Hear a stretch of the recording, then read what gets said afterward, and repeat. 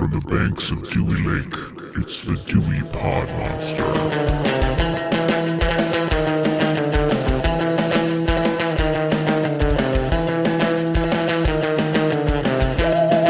Welcome back. My name is John, and this is the Dewey Pod Monster Podcast. This is your weekly podcast about consumption. We are, of course, proud members of the You Run Podcast Network. You can find all of our old episodes, all of our upcoming episodes, and all of the other great shows on the You Run Podcast Network at yourunpodcast.com. I have two people with me this week. Of course, I have Sean with me, who is the host of the Dewey Pod Monster Podcast. Sean, how are you this evening? Get lost, microchip. And we also have Parker with us. This guy has his own fucking IMDB page because his podcast is so amazing. He's from Dissect That Film. And he decided, you know what? I keep making John watch these Friday the 13th movies that he likes for some fucking reason. We're going to make him watch something that's a little bit different. Parker, how are you doing this evening? I am wonderful. I'm so happy to finally be on the show. Extremely overdue. It is, and I blame you for it.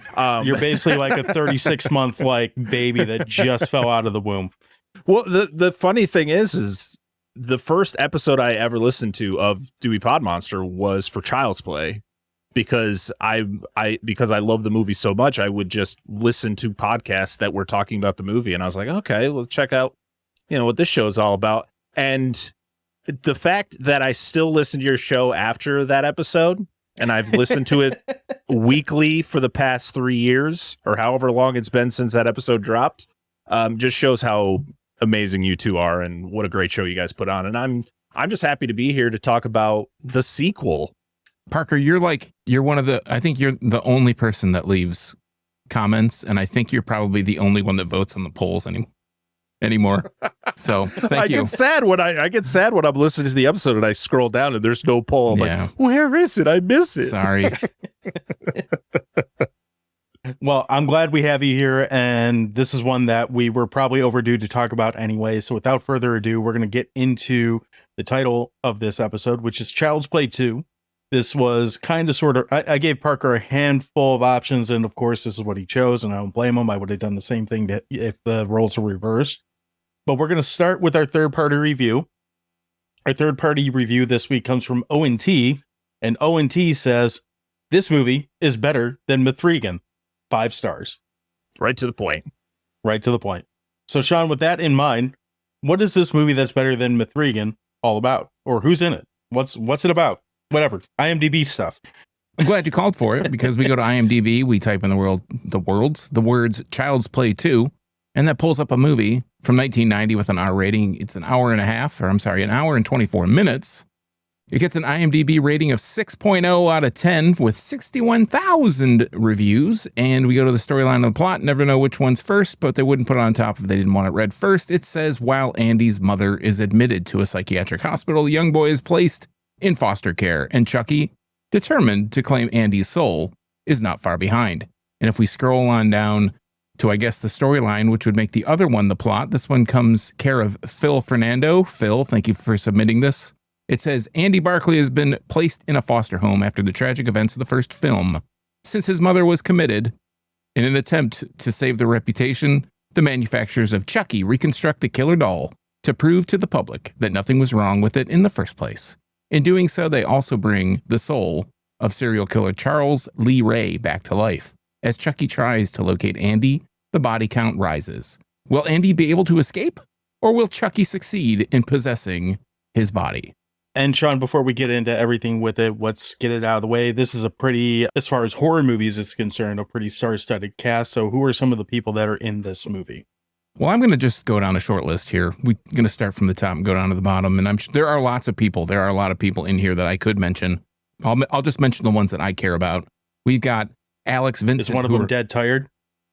Yes, actually. We have Alex Vincent, who reprises his role as Andy. And we've got Christine Elise, who plays Kyle. She's been in a ton of stuff in the 90s, most notably for me, Emily Valentine on Beverly Hills 90210. I almost said Emily Valentine on Friday the 13th for some reason. We've got Gerrit Graham, who plays Phil. He was in Used Cars, Phantom of the Paradise, Chopping Mall, Chud 2, TerrorVision. The list goes on and on. We've got Brad Dourif, who plays Chucky, or at least the voice of Chucky. He doesn't actually play Chucky. He was in One Flew Over the Cuckoo's Nest. He was Wormtongue in Lord of the Rings, The Two Towers, Dune, Exorcist 3, and we got the guy driving the newspaper truck. He was Henrique in Commando. It's Charles Bishak. He's dead tired. That's right. Surprised you skipped the Seinfeld alumni and the American Werewolf alumni, but that's cool. We don't need them. That's who I care about. So. That's who I care about. You do the social media. That's what you care about. I do the cast because that's what I care about. And I only talk about the people that I care about. Sorry. Mr. Parker, Brett, we have you on for this episode to talk about Child's Play 2. I want you to, if you don't mind, floor is yours. How did you find Child's Play 2? What's your history with this movie? Like, give us a little bit of backstory on how you came around to Child's Play 2. Well, when I was a kid, my dad would always bring us to this little hole-in-the-wall video rental store. It was next to like this pizzeria that was down the street from his house. And I'm a house of divorced parents, so like my mom was very like, we don't watch rated R movies in the house. My dad was like, I don't care. So we'd go and we'd rent whatever we wanted. And I remember renting both Child's Play and Child's Play 2 and watched them both over the course of a weekend and fell in love and literally started renting them all after that. So it was literally like the next weekend I was with them. It was like Child's Play 3, Bride of Chucky. And then I don't think anything, that was it at the time. But yeah, I fell in love with Chucky and it became my favorite horror franchise. Sean, how about you? Do you have any history with this one? Zilch. Okay. I've never seen it. I've really only seen Bride of Chucky. That's the only one I could, and the first one, obviously, because we talked about it. But to pull out of my hat, if someone's like, oh, what do you think of Chucky? I say, Bride of Chucky was great, because that's the only one I've ever seen. You know, I don't think you're the only person to have that response, honestly. So for me, you know, we brought it up when we talked about the last movie. I found these movies in the video store too, but I had a psychotic idiot ex-girlfriend that made me watch the first 4 Child's Play movies ad nauseum, which kind of colors why I don't really like this character. But I will say that this one has a lot of things that kind of make it stand out from the rest of the franchise. Well, I haven't seen them all, but at least the movies I've seen in this franchise, this has always been one that does kind of stand out and actually won't be as mean to this one as you probably think I will be. With that in mind, let's talk about some of the stuff that we like in this. Does anyone want to lead us off with what they enjoy about this movie? Well, I think we should let our guest go first. I mean, I was trying not to put him on the spot, but if you want to put him on the spot, you go right ahead. Well, hey, we got the spotlight. Shine it. I mean, for me, I think, like, thinking back to watching this as a kid, I think what I liked about it back then was the fact that we got to see Chucky more.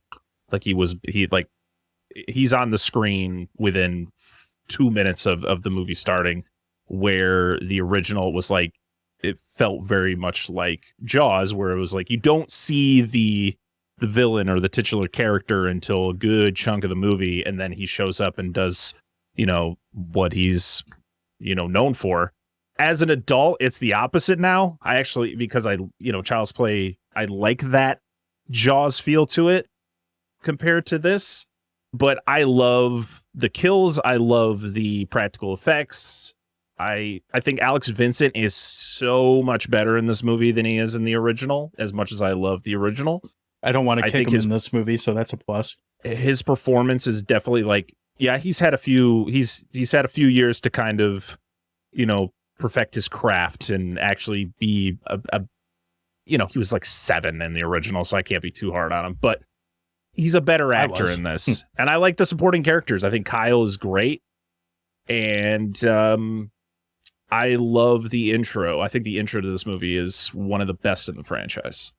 You know, it's a good point you make about Alex, about Andy, that I didn't really even, he wasn't a standout character, or his performance wasn't necessarily standout, but that's kind of a good thing. Whereas the first one, we were kind of like, he's got this kid doing this weird, like, what kind of parents lets your kid run to some abandoned building in the middle of Chicago or whatever it is? But this movie, he does it a lot better. Like, it's noticeably better, but I think because it's noticeably better, you don't notice how good the performance is, because it's kind of like the standard of just any of the other actors in the movie. You don't even think of him as being a little kid. What is he, like 9 maybe in this? 10 maybe? Probably around that, yeah. John thought he was 42. Yeah.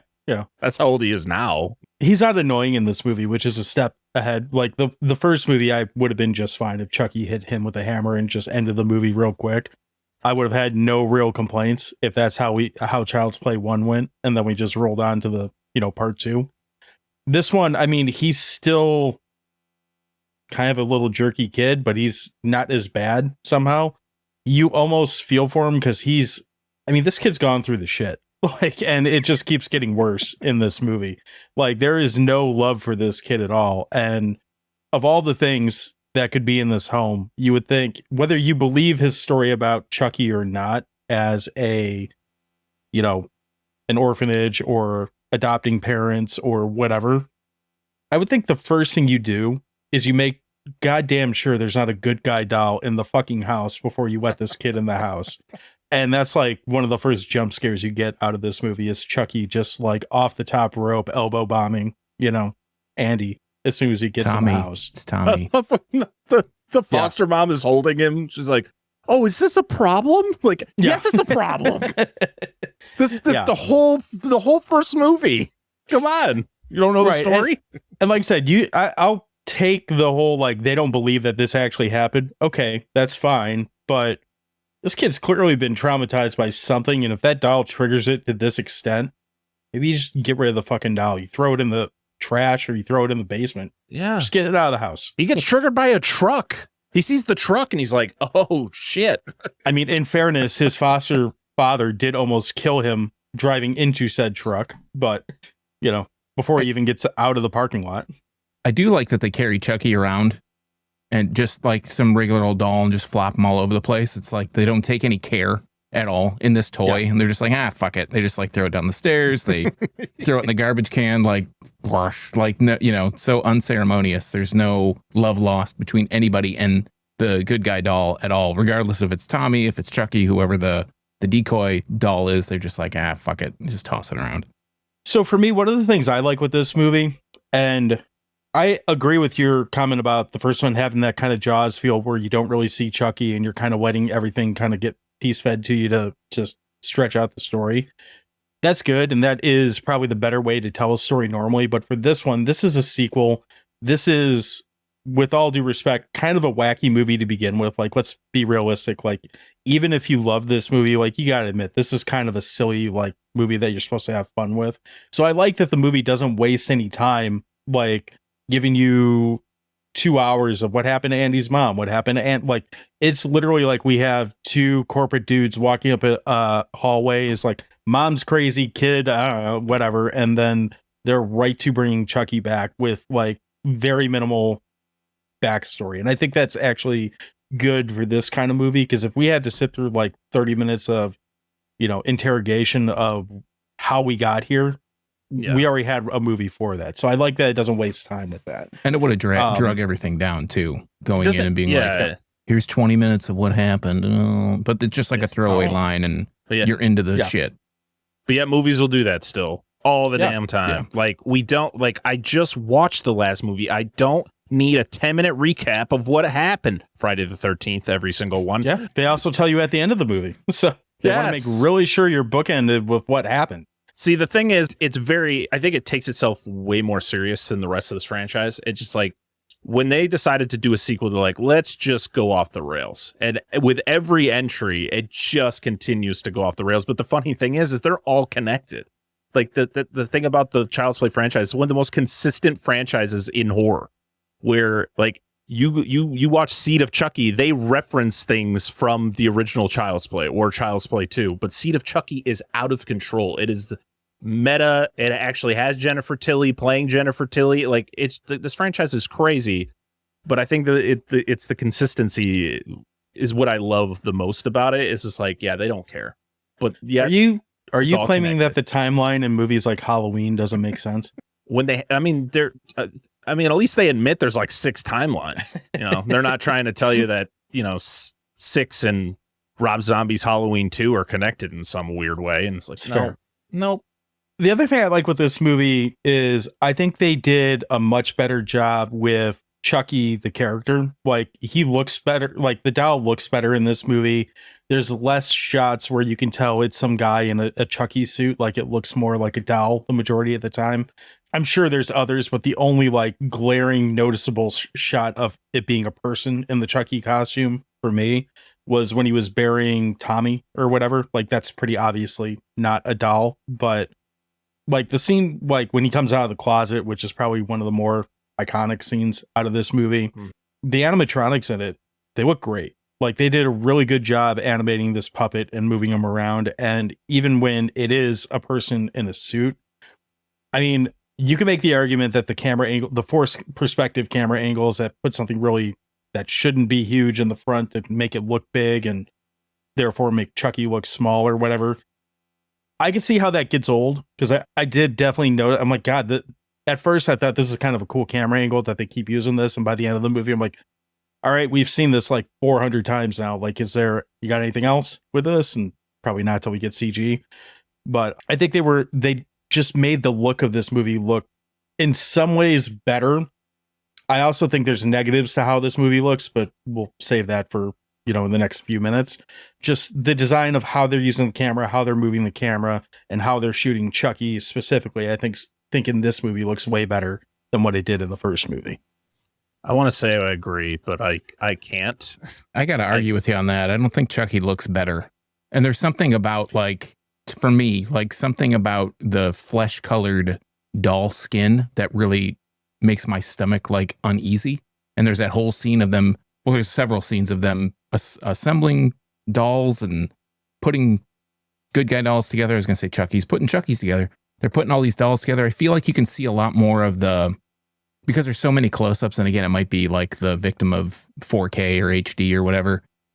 The skin on Chucky's face just looks so much like a different texture than it did in the first movie. I feel like the first movie conveyed more of a doll-like appearance. And I guess that's probably part of the story, right? Is that Chucky's becoming a living thing. Like, he's going to be stuck in this body, but it looks more human. I guess that's more, it feeds into the story, but I don't like it. It kind of turns me off for some reason. Like, just the look of them. Yeah, I know that their whole thing with the original was that, when Chucky first takes over the doll, he is the doll. But as he stays in the doll the longer he stays in the doll, the more he looks like Charles Lee Ray. So like his hair recedes, the skin starts turning into like human skin tone. And so when we see the rebuilding of Chucky in the intro of this movie, he is resetting. Like it's him back in the doll form. So like the skin is more of like the plastic look and all that. And I really like that. Like I love Chucky's look in the original. I know it was like, Kevin Yeager, who is behind pretty much everything Chucky for the majority of the movies in this franchise. That was like, he was experimenting a lot with how Chucky was going to look and all that with the first one, where the second one, he had all that knowledge plus more where he could improve on the look. And they like this look so much that this is the look they go for the series. Like when you watch the Chucky series, this is the look that they modeled it off of. And also is the same with the music as well. Like if you hear the main theme of this movie is the main theme for the Chucky series. So like the creators, I know that Don Mancini, he likes the original Child's Play, but like his first one that like he fell in love with was Child's Play 2 because he had so much control over Child's Play 2 compared to the original. There you go. There's my nerdism coming out. I love it. Now, when we're talking about the look of this film, we also have a scenery change because this goes from Chicago to Haddonfield, basically, except they don't call it Haddonfield. They call it California. Yes, this is the same street that the Michael Myers house is on. You can actually see it in one shot coming up to the house that the Simpsons own.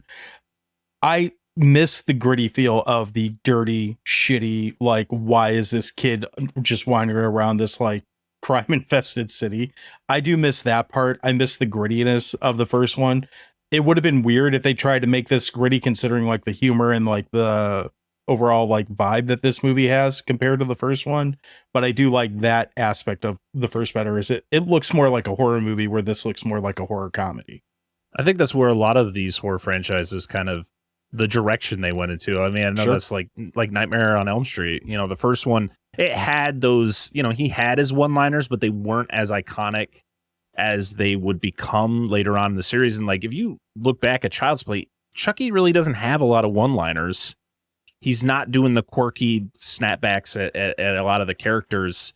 It's more of like the jump scares, the reveals, like when he first reveals himself to the mom, and his whole reaction to the voodoo guy, and that's what Child's Play was all about. Child's Play 2 is when he starts with the one-liners, and then as it progresses, it just more and more keeps getting added on, and it works, I guess, to a degree. I mean, I think it's good in a way, because I think if you kept on going in the same route as the original Child's Play, I don't think this franchise would have lasted as long as it has, because I think Child's Play is such a, like, it could just be one-off thing where if you're gonna keep going with the franchise, you got to add some humor to it. You got to make the character iconic. And I think Chucky, like, I love Child's Play, but I don't think Chucky becomes iconic until Child's Play 2. Or even, I don't even think he becomes super iconic until Bride of Chucky, when it just turns into something completely different. I would agree with that, just because I remember how big Bride of Chucky was when it came out. And I was just on a different show on Saturday talking about late 90s movies, and I included Bride of Chucky because I said, I don't know how you could talk about this decade without talking about this movie, because it was that big a deal. Might not be my favorite thing, but you couldn't avoid that movie for at least a year, till Rob Zombie started making his own movies with his own shitty music in it. So you had some time there. Parker, we'll go to you. Is there anything like negatives or nitpicks that you have with this one? To be honest, it's going to be lame, but not really. I think I guess my negative would be I don't enjoy it as much as the original. Like if you were to put the original and this one in front of me, be like, which one do you want to watch and which one do you just never watch again? I'm going to pick Child's Play every time. It's one of my favorite movies of all time. But I think that's like my only negative with this. Like, I think like I said, the kills are cool. Like, there's so many cool things in this movie. It's just not as special to me. I agree. Like, again, it's the first time seeing this, but I felt like the first one was a little bit more, I don't know, like it had a little bit more of this kind of creepy factor to it. Whereas this one's a little bit more straightforward. Like, Chucky's not really, there's more jump scares in this. Like, Chucky's not necessarily hiding his intention as much as he felt like he was in the first one. And this one seems like he's just there. Like, he doesn't care. After a while, he's like, you know that I'm a doll and I'm going to kill you, so I really don't care anymore. Whereas the first one, he had to kind of play camouflage the whole time and try and blend in and not show that he was a killer, like when the adults were around and they made, oh, that kid's crazy. But this one, it's like, he pretty much shows his hand like really quickly in this movie. Like, I think we're 45 minutes in, and that's when he's just, I think the dad dies pretty much like right after that whole scene, and which was... Can I add that as a dislike? I don't like Phil's death. Yeah. How does his neck snap from a 2-foot fall? Because he's fat. My favorite part of that whole thing is Chucky's line to him. He's like, how's it hanging, Phil? Yeah. And then he falls and dies from that little tiny fall. And I was like, oh, okay. That was kind of one of the weakest, I think, of the movie. Yeah, for sure. There were so many other good ones that this one... The mom dying off screen was kind of lame too. Yeah, but when you see her, because you're just anticipating, okay, she's not looking... Kyle looks, like, oh, hey, are you okay? Are you okay? And then you finally get to the reveal, and then it's like one of those, okay, it's going to be gruesome, whatever it is. But yeah, it would have been cool to kind of see it on screen, but I think the way that they reveal it makes it a good kill, like overall. What are your favorite kills? Whoever wants to go first. Oh, Chucky's death at the end is fantastic. I mean, that entire, the entire end of this movie is phenomenal. The whole warehouse, cat and mouse game. I love the guy who gets the eyes installed into his own eyes. And then Chucky, of course, just completely getting annihilated to the point where he is blown up. He is literally shoved with air and just blown up into a balloon and pops. It's fantastic.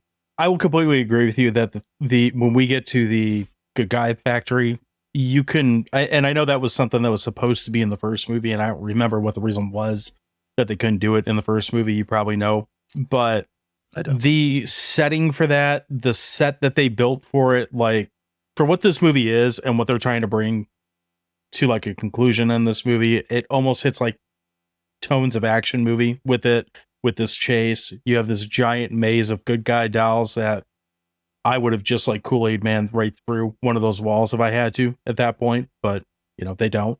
It's a very well designed set, and they use every inch of that set to the best that they possibly could have, I'm sure, from what we see on screen.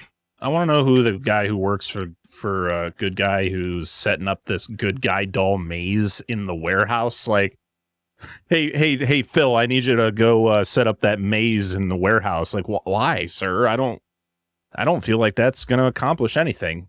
Just in case that little fucker comes back, we got to have a maze to get people lost in here. But also the fact that they're following the maze, I'm like, it's just dolls. Just push it over. Just go through the maze. Get out of there. And then that stack falls on Chucky, and it's like, I don't know, like they drop those big, like, ton weights in Looney Tunes cartoons or something on them. It just crushes them. It's like, these are just boxes with dolls in them. You guys seen Jumanji? Oh, yeah.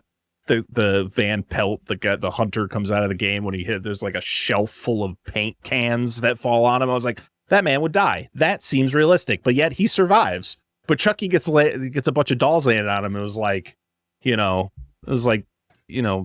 T-800 sinking into the pit at the end there. He's dead. John, my favorite kill is the clip that you had sent me before this. At the very beginning, when they're putting Chucky back together and he gets electrocuted and gets blasted through that window. It's the sound effect that sells it. And that's the only reason why I said there when he flies through the window. Yeah. He does like a backflip through the yeah. Well, I can't say my favorite kill now because Sean just stole it, but that's fine. So it's a good that kill. sound effect is just amazing. And does that count as a Chucky kill, or I don't even know. He slaps the thing around. I think it's implied because it's his voodoo power. It's the Dumbala coming back into him. Oh, is that what that is? That ultimately that's what it has to be. It's his life force being brought back into the doll because it still is him. I don't know all the rules to Chucky. I figured that was what it was. It's just Dumbala, like, oh, new doll. Just figured they skipped some OSHA compliance shit, and he slapped the thing, and next thing you know, he's through a window. Yeah, maybe.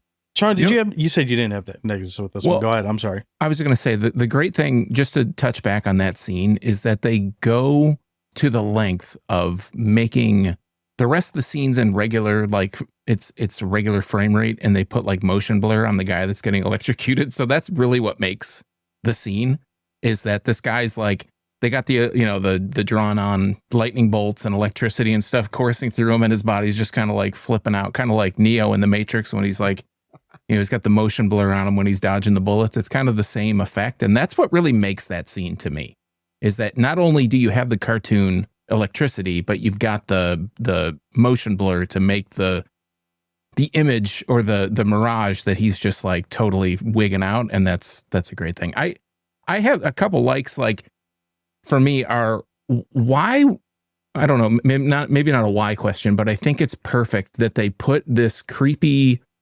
doll movie basically set in this creepy house with all these creepy ass knickknacks everywhere around the house. They got like the old school clown. They got all the little statuettes and shit, like, oh, don't touch it. And I love that Chucky just takes it and smashes it like on the other doll on Tommy's face and just crushes the thing on his face. That's a great callback. I love that social services would give a child to this house.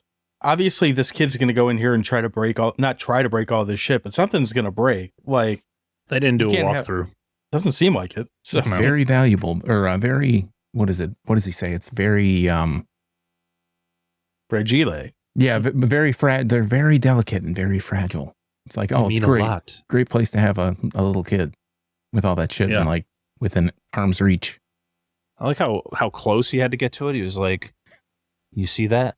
That's how close Alex Vincent got to that knickknack. He was like, what? Why you got to look like see it from afar? I'm like, oh, that's pretty cool. Like, what? Oh, we got to take this to the eye interesting. Doctor. He needs glasses. Of all the things in this house, he goes up to this one knickknack. I'm like, it's not even that cool. You're 9. What are you doing? Parker, I have a question for you. So this is the Simpsons house. We have, Joanne and Phil. We don't, who I might come back to Phil in a second. The opening scene, like when Chucky is born and kind of first person views his way back to the house, and you see it kind of shaking as he's waddling up there quickly. Is that supposed to be a spoof on the Simpsons couch gag from the show and the opening credits? Because outside of the scenery, it walks up and it shakes the camera, kind of like you see Homer shaking when he runs in the house. And then he goes right up to the door where the door slams, like in the Simpsons couch gag. I don't know, but let's just say yes to make it sound good. Yeah. Phil's a prick, isn't he? Why? Yeah. This guy does not seem like he wants to be a foster parent at all. No, especially not this, to this child. And I'm sorry, but this isn't like a small decision you make. This isn't just like hey, I think we should be foster parents. And you're just like, I'm not really into it. And she's just like, but maybe I want to be. And it's like, well, this isn't going to, like, it has to be both sides agreeing to this type of thing. You don't just one side this stuff, because it's not going to end well. Clearly, Phil's not liked, and he does not like these kids because I feel he just doesn't like kids. I don't think he likes anyone. It's like a decision of, hey, are we going to pick up bananas at the store this week? No, I don't like bananas. Okay, cool. Let's not get them. It's like you're adopting a kid. Well, you're not adopting, but you're watching over this kid until they can be adopted. It's kind of a big decision. Yes. I hate kids. Fuck it. Yeah, that is a huge decision. And you have a teenager in the house too. It's like, no, I don't want that responsibility. If both sides don't agree to this, because Phil wasn't involved in this. It was just the mom like, I really want to do this. Can you just do it for me? And Phil's like, whatever. Just got to deal with it. I do think it's funny that there's like several instances where he's like, it's not even our fucking kid. And he just like rumps away. Yeah, that's real good. I'm sure. Just like, oh, Phil, why you got to be like that? And you're like, yeah, because Phil didn't want to be in this situation in the first place. I mean, don't get me wrong. Like, it's probably not something you should be just yelling out loud in your house full of foster kids. But with your paper thin walls. I get why Phil may be a little annoyed and why he may be a little bit of a dick. I'm not saying be a dick to the kids, but like, I get why his fuse may not be as long as it should be. I get it, but I also don't feel bad when he gets his. I just wish it would have been a gnarlier death. Oh yeah. Not the 2-foot head fall snap. I like that they actually showed the neck snap too. Like you were supposed to be like, oh yeah, that's believable. I mean, they put a sound effect in there, so that counts. It seems painful to me. Yeah. What other highlights did you have, Sean? Well, I just think that when they kind of have this disgusting like amalgamation of all these different dolls that get all melted together and shit, and I thought it would have been pretty cool if Chucky, rather than having kind of exploding at the end, if they would have had a scene where he gets, I don't know, melded and melted into this other figure and have this just disgusting multi-armed, just ectomorph kind of, just body, just walking around killing people. I thought that would have been pretty cool. But I like that scene, seeing all that stuff. I'm like, ooh, that's gross.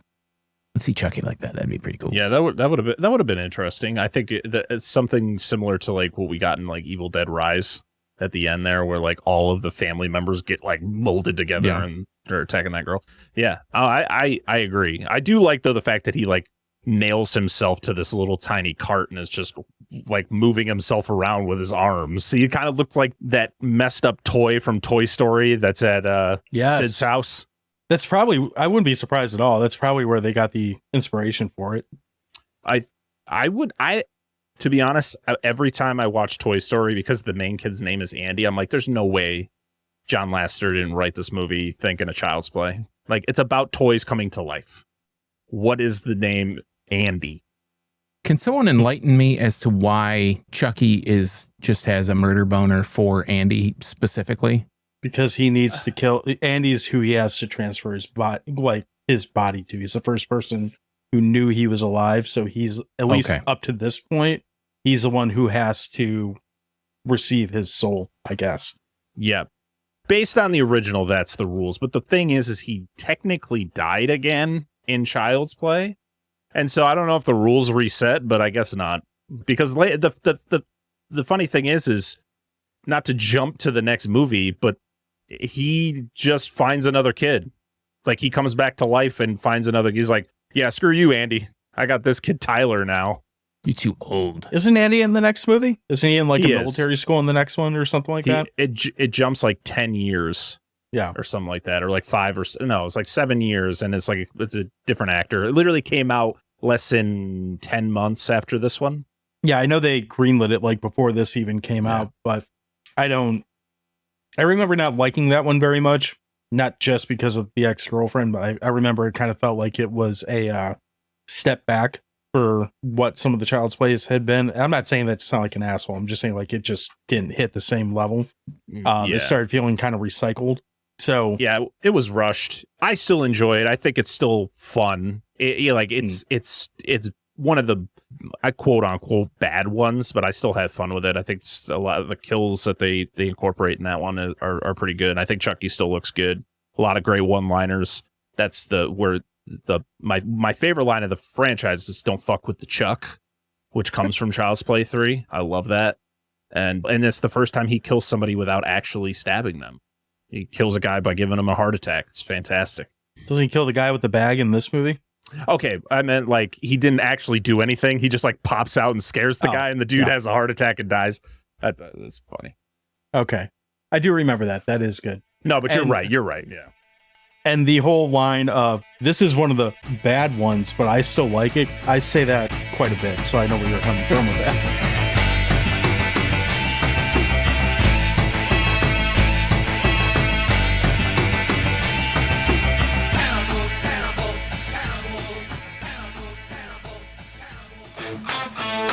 Hi, everyone. AI John here. Did you know that we're on the You Run Podcast Network? YouRunPodcast.com is home to great shows like You Gonna Eat That Crust, Pop Culture Reflections Podcast, Voices of the Mausoleum, and many more. Head over to YouRunPodcast.com and find your new favorite show today. What am I missing here? What other points do we need to hit on this? Like, I know we're going through it kind of quick, and I mean, I'm okay with that. This is kind of a straightforward movie, though. I mean, this is literally like round 2 of Chucky versus Andy, except Andy's a little bit older, and they seem to cover about as much ground, but they don't make the city seem nearly as like treacherous as what they did in the first movie. I agree. I do, as Sean's, talked about earlier, was the fact that like Chicago just feels so grimy. Or it was either you or John. One of you said the fact of Chicago feeling grimy, and I think that fit perfectly with the first movie, and I kind of wish we had that same feel with this one, but I was okay with kind of the change of scenery. I love Kyle being like, being Andy's little, like, she's pretty much his sister. He's like the protector, since the mom just, bye mom, you're now in an asylum, which that was one thing I just did not like. It's like we came up with the sequel. I think she wanted to come back. She did. But she was all for coming back, and I don't know why, other than the script, why she didn't. Yeah, I don't know if she was like doing something else at the time and she couldn't do it. She was literally with the guy she's married to Kevin Yeager, the guy behind Chucky. So like he was involved in the movie, so I wouldn't see why she wouldn't have been able to, but I'm guessing she was busy. But also the fact that they just kind of throw these like throwaway things. They're just like, oh yeah, so the mom's in the asylum. The cops kind of took their story back and pretty much said the kid's crazy. I was like, what? Like, Mike, you're going to do that? Like, that sucks, Mike. Mike was cool. Now Mike kind of sucks. The only thing I could really see that might explain that is if they bring her back, that's more time where you're not dealing with Chucky on the screen. Like, one of the things we all kind of says, this movie just goes right from the beginning. It gets right to it and doesn't kind of fuck around. Whether that's good or bad is debatable. But if she was in there, that's at least 5 more minutes of character development that you got to do, as opposed to having Chucky, just get to business. And that also, like, you mentioned Kyle, who I also like the character of Kyle. She seems cool. She lets Andy smoke at least for a minute, which is probably good, put some hair on the kid's ball. But the thing that's good about Kyle is she doesn't come out and like ostracize the kid. She doesn't like treat him like an idiot because of what he thinks is going on with Chucky. She doesn't flat out say she believes him either until she has like proof of it. But she's kind of right on the border of like, do I believe this kid? Or is he just nuts? And I'm just kind of going along with it. But you're right. It does play like a sibling kind of role, and it works pretty well on screen. She has the worst timing ever. This kid is tied up to a bed, and she's like She just comes crawling through the window. It's like, well, this doesn't look good. As the parents come in, or How did I do you get like when yourself he- tied up there anyhow? I do like when she unties his one arm and he just immediately punches Chucky in the head. So it's like Kevin Bacon punching that one grab away just randomly when he's getting attacked in Tremors. yeah, a good unnecessary punch is always a love it. entertaining thing. So can't complain about that. Sean, you got anything you want to throw in here? No, I think that I liked the fact that you couldn't see so many shots or so many scenes or so many camera tricks where I felt like they were a little bit more explainable by just kind of watching it like, oh, okay, this is how they did that scene. I kind of like to look at some of that and kind of figure out how they got to it. It doesn't, to me, this movie didn't seem so much like, I think John mentioned it earlier, how they had like somebody in a suit. Like they may have had somebody in a suit in a few scenes, but I feel like that blends together a lot better than it did in the first movie. The first movie was like, there were some scenes that were just kind of like laugh out loud ridiculous because you could tell it was See just, when he's going up the stairs of the hospital. yeah. It's like, oh, okay. Yeah, no, that's definitely not an animatronic. I mean, some of the things in this movie where Chucky's like sitting on a dresser or something and the dresser's like this shallow, it's like 6 inches deep and it's like, oh, that's kind of weird. Why is that dresser so small?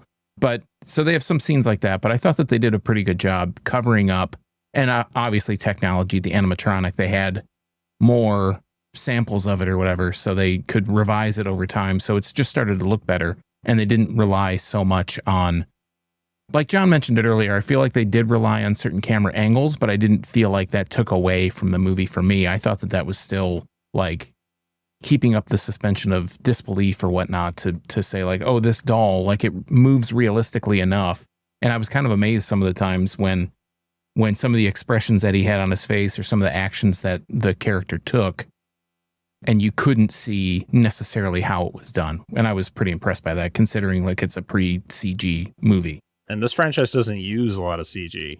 That was kind of like a big thing for Don Mancini, was like, yes, we know the technology is there, and if we have to use things to touch up stuff, we'll do it. But like, it's animatronics, puppets. That's what we're gonna go for. And when they did the remake, it was like CG it, baby. We want Chucky to do flips and tricks and all that stuff.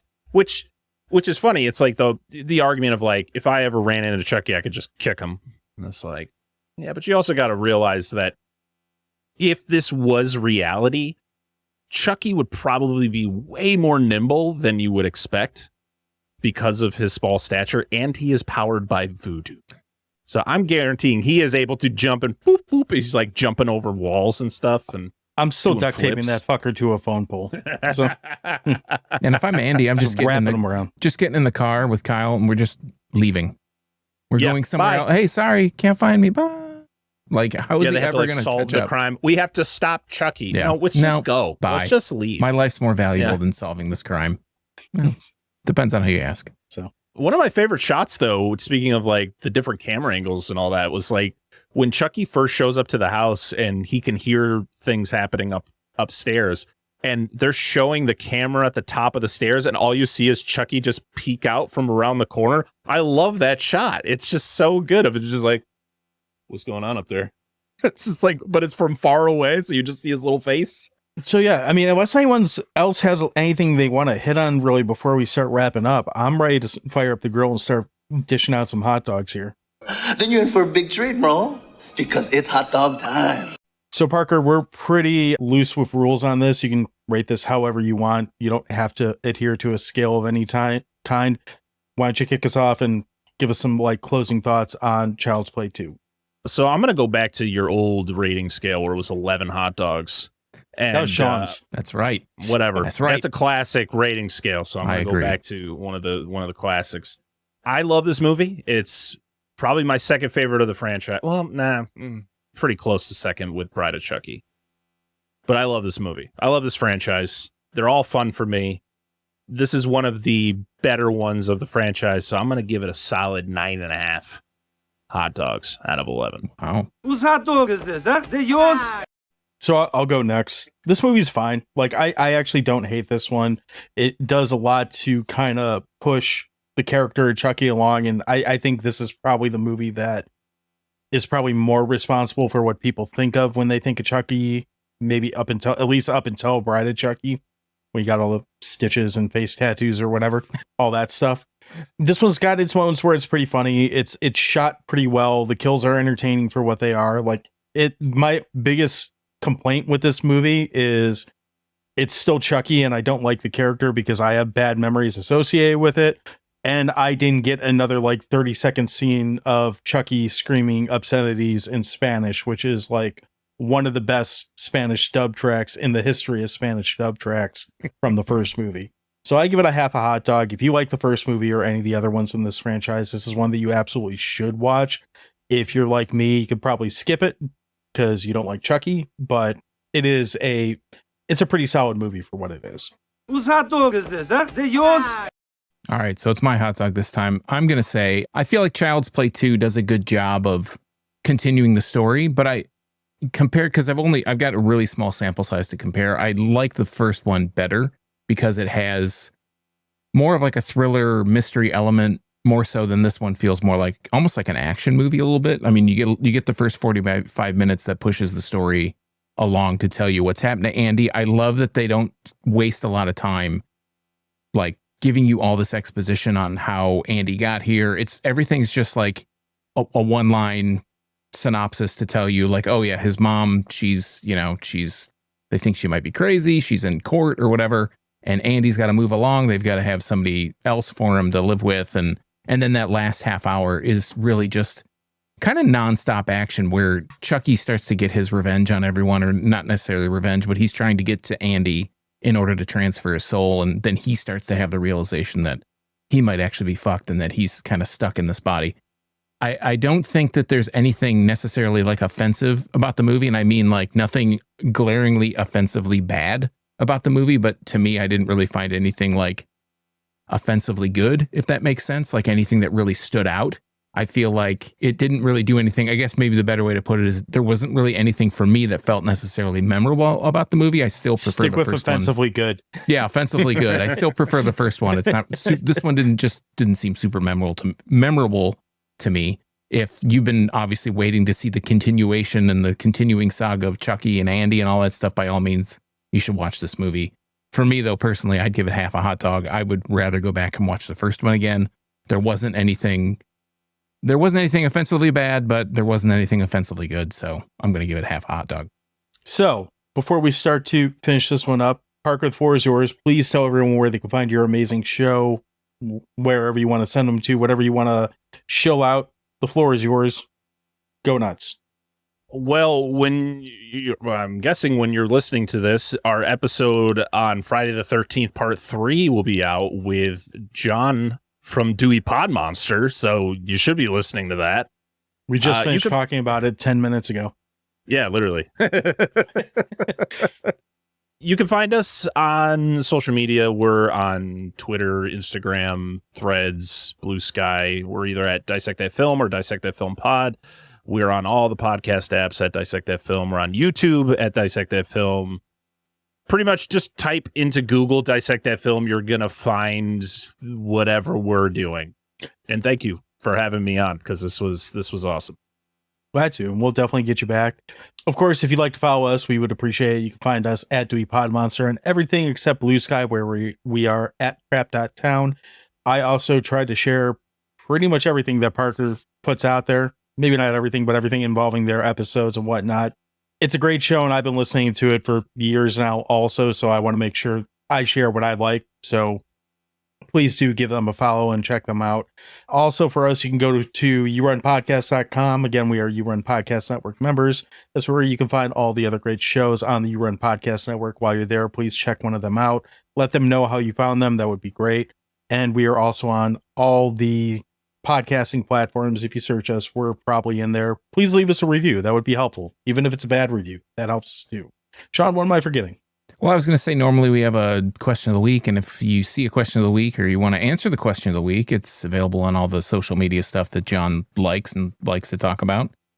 You can answer the question of the week. We'll read it on this here show if we deem that it's absolutely 100% to scale and meets our stringent restrictions. I don't know. Good stuff. Whatever. If I can read it. Yeah, if John can read it. If he can't read it, that's even more of a reason to write it, because it's always amusing to hear John not be able to read it. If you want to follow me in my social media misadventures, you can find me at internalbleeding.crap.town on Blue Sky. I post stupid clips about stupid movies that I stupidly like. And if you want to support the show, other than leaving a review or telling a friend, you can click on the links in our show notes. Generally, we'll have links to everything that we talk about in these shows. Try to make them free. If they're not free, they'll say Amazon next to them. If you click an Amazon link, we get a small kickback from Jeff Bezos. Personally, he writes the check. I've seen it. It's been about 10 cents. So if you want to click that stuff, it helps the show out and helps us pay for all this crap. So yeah, back to you, John. All right, so that's it for this week. Again, please do go check out Dissect That Film. We appreciate Brett coming on with us. We've been on his show twice now, I think. Yep. 2-3 times, something like that. 2-3 times. Yeah. Yeah. So very glad that we were able to get you on here. The next time you're watching Seinfeld and you see either Susan's mom or you see the copy of Child's Play 2 in Jerry's apartment, pause it, go listen to Dissect That Film, or go listen to this, or go watch Child's Play, or whatever else you want to do. Other than that, swill up. We'll be back next week with some other bullshit. Have yourself a great week. Cheers, butthorns. Bird season's over, butthorn. Blah, blah, blah.